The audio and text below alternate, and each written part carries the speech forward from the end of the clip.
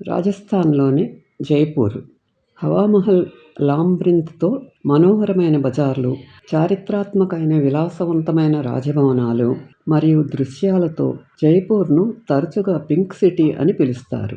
ఎందుకంటే దాని ప్రముఖ భవనాలు ఈ రంగులో కనపడతాయి.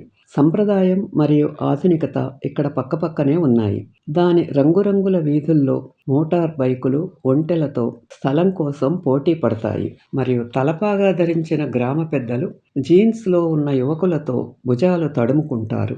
రాతి సంరక్షకుడు జైపూర్ యొక్క పాత గోడల ప్రాంతంలో సిటీ ప్యాలెస్, ఒక ఖగోళ అబ్జర్వేటరీ మరియు బూట్ల నుండి ఆభరణాల వరకు ప్రతిదీ విక్రయించే బజార్లు ఉన్నాయి. ఇటీవలి చేర్పులు బహుళ కళా కేంద్రం కానీ బిందువు రిమెయిర్, సిటీ ప్యాలెస్ మ్యూజియము, గోవిందదేవ్ ఆలయము. జలేబ్ చౌక్, సిటీ ప్యాలెస్ వెనుక రోజువారీ హోలీ, జన్మాష్టమి. ఈ అసాధారణ ఆలయానికి ప్రధాన దేవత వేణువు వాయించే శ్రీకృష్ణుడు, గోవిందదేవ్ అని కూడా పిలుస్తారు. ఈ దేవుడి ప్రతిమ మొదట బృందావన్లోని గోవింద్ జీ ఆలయం నుండి వచ్చింది.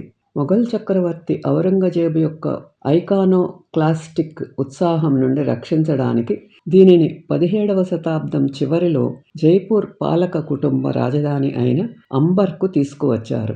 ఈ ఆలయం ఒకప్పుడు సూరజ్ మహా అనే తోట మంటపం అని నమ్ముతారు.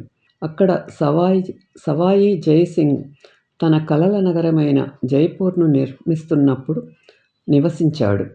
ఒక రాత్రి రాజు నిద్ర నుండి లేచి కృష్ణుడి సమక్షంలో అతనిని కనుగొన్నాడని, అతను తన దేవస్థానం దైవిక నివాసం అని కోరాడని పురాణాలు చెబుతున్నాయి. తరువాత జైసింగ్ తోటకు ఎదురుగా ఉన్న చంద్రమహల్కు వెళ్ళి ఆ విగ్రహాన్ని జైపూర్ పాలకుల సంరక్షక దేవతగా ప్రతిష్ఠించాడు. ఆలయం వెనుక 18వ శతాబ్దపు జైనివాస్ బాగ్ ఉంది. ఇది ఫౌంటైన్లు మరియు నీటి కాలువలతో కూడిన మొఘల్ శైలి తోట. ఉత్తరం వైపున బాదల్ మహల్ ఉంది. ఇది మంత్రముగ్ధులను చేసే వేట మండపం. చౌగన్ స్టేడియం, రోజువారీ బ్రహ్మపురి. సిటీ ప్యాలెస్ సమీపంలో ఉన్న ఈ పెద్ద బహిరంగ ప్రదేశం చౌగన్ అనే పేరు నుండి వచ్చింది. ఇది వంపు తిరిగిన కర్రతో పోలో ఆట యొక్క పురాతన పర్షియన్ రూపం. ఈ ప్రాంతం ఒకప్పుడు పండుగ ఊరేగింపులు మరియు కుస్తీ పోటీలకు, అలాగే ఏనుగు మరియు సింహ పోరాటాలకు ఉపయోగించబడింది. నేడు స్టేడియము దాని నుండి చూడటానికి మండపాలతో హోలీ వేడుకల సమయంలోనే జరిగే ప్రసిద్ధ ఎలిఫెంట్ ఫెస్టివల్కు వేదికగా ఉంది. జైపూర్ నగరం కృష్ణుడికి అంకితం చేయబడిన దేవ్ ఆలయం, హవామహల్, సిరెహ్ డియోరీ బజారు, రోజువారీ పబ్లిక్ హాల్స్, అదనపు చార్చీలు.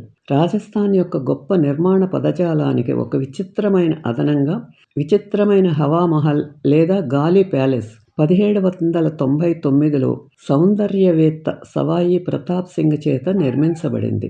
దాని అలంకరించబడిన గులాబీ ముఖభాగం నగరానికి ఒక చిహ్నంగా మారింది. చిల్లులు గల తెరలతో కూడిన ప్రొజెక్టెడ్ కిటికీలు మరియు బాల్కనీల యొక్క టైర్డ్ బరోక్ లాంటి కూర్పు. చండ్పోల్ బాజా రైల్వే స్టేషన్, బిషన్పోల్లో ఉత్తమ మసాలా దినుసులు, సుగంధ ద్రవ్యాలు దొరుకుతాయి. మోరీ ఎత్తైనది కానీ 1 అడుగు లోతు మాత్రమే ఉంది. దాని గోడలు 20 సెంటీమీటర్ల కంటే ఎక్కువ నిర్మాణంతో రూపొందించబడలేదు. సున్నం మరియు మోర్టార్తో నిర్మించబడింది. వెల్డలు అంతఃపురంలోని ఉత్సాహభరితమైన వీధి స్త్రీలు గమనించకుండా క్రింద ఉన్న సోవియట్లను గమనించటానికి వీలు కల్పించే మార్గం. శ్రీకృష్ణుడికి అంకితం చేయబడిన హవామహల్ దూరం నుండి కిరీటంలాగా కనిపిస్తుంది. జైపూర్ తరచుగా దేవుని తలని అలంకరిస్తుంది. సందర్శకులు వంకర రాంప్ పైకి ఎక్కవచ్చు మరియు పశ్చిమం వైపు ఉన్న ఒక ద్వారం సముదాయంలోకి దారితీస్తుంది. లోపల పరిపాలనా కార్యాలయాలు, పురావస్తు మ్యూజియము ఉన్నాయి. ఇందులో 2వ శతాబ్దం బీసీ నాటి కొన్ని పాత్రలు సహా శిల్పాలు మరియు స్థానిక హస్తకళల చిన్న సేకరణ ఉంది. Amber fort, Jaigarh. Public halls, Albert hall అని కూడా పిలువబడే ఈ గొప్ప బహుళ అంచెల మ్యూజియంను ఇండో సార్సెనిక్ శైలిలో నిపుణుడు సర్ శామ్యూల్ స్వింటన్ జాకబ్ రూపొందించారు. మ్యూజియం గ్రౌండ్ ఫ్లోర్లోని అలంకార కవచాలు జైపూర్లోని ప్రసిద్ధ లోహపు వస్తువులలో ఎంబోస్డ్ సాల్వర్లు ఉన్నాయి.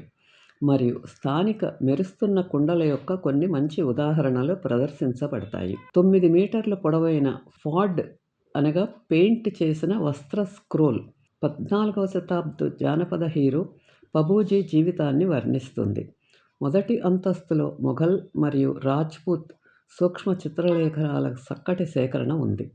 మ్యూజియం యొక్క గొప్ప నిధి ప్రపంచంలోనే అతిపెద్ద పర్షియన్ గార్డెన్ కార్పెట్లలో ఒకటి. ఇది 1632 నాటిది. అభ్యర్థనపై దర్బార్ హాల్ చూడవచ్చు. ఈ వీడియో మీకు నచ్చితే లైక్ చేసి, షేర్ చేసి, సబ్స్క్రైబ్ చేయండి.